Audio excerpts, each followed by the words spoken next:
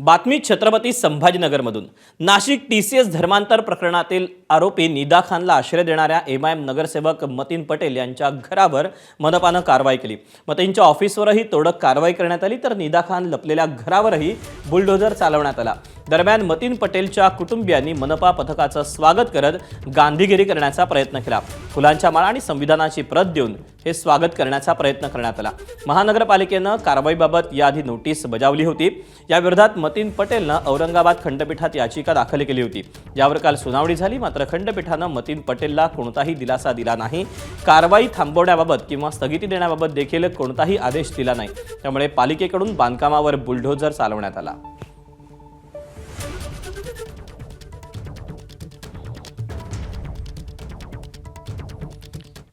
इम्तियाज जलील यांनी मनपाच्या कारवाईवरून टीका केली, तर जलील अर्बन टेररिस्ट असल्याची टीका मंत्री संजय शिरसाट यांनी केली।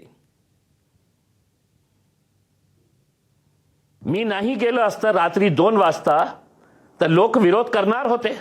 मी त्यांना एकच गोष्ट सांगितली होती की तुमचं घर पाडण्यासाठी ते येत आहे, ते घर पुन्हा बांधण्याची जबाबदारी आम्ही घेणार। ते घर आम्ही बांधून देणार। आणि आम्ही म्हणजे या देशामध्ये जे आज ये गुंडा राजपासून जे लोक त्रस्त झालेले आहे, हैराण झालेले आहे, हे सगळ्यांची जबाबदारी आहे। लोकांनी कॉन्ट्रीब्यूट करेल, आम्ही कॉन्ट्रीब्यूट करणार, आम्ही स्वतः कॉन्ट्रीब्यूट करणार आहे। ज्यांच्याकडे 10 रुपये आहे तर 10 रुपये कॉन्ट्रीब्यूट करतील।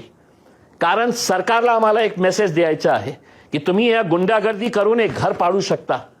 घर बांधण्याची ताकद, हिम्मत आमच्यामध्ये आहे। हा खऱ्या अर्थानं अर्बन अतिरेकी ज्याला म्हणतात, अर्बन टेररिस्ट हा तो प्रकार आहे। पोलिसांनी तातडीने त्या इम्तियाज जलीलवर आज गुन्हा दाखल केला पाहिजे।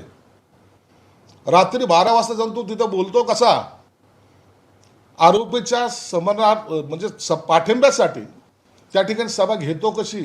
देवाभाऊचं सरकार आहे आणि देवाभाऊचं बुलडोझर, तुम्ही महाराष्ट्रात अगर जिहाद करत असाल तर देवाभाऊचं बुलडोझर चालणारच।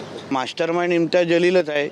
ज्या पद्धतीने निदा खानच्या संदर्भात सातत्याने तिची बाजू घेण्याचं काम, म्हणजे जिहादचं बाजू घेण्याचं काम हाच इम्तियाज जलील करत होता। त्याची जागा बाहेर नाही, जेलमध्ये आहे आणि मला वाटतं की लवकरच तो नारळ फुटेल।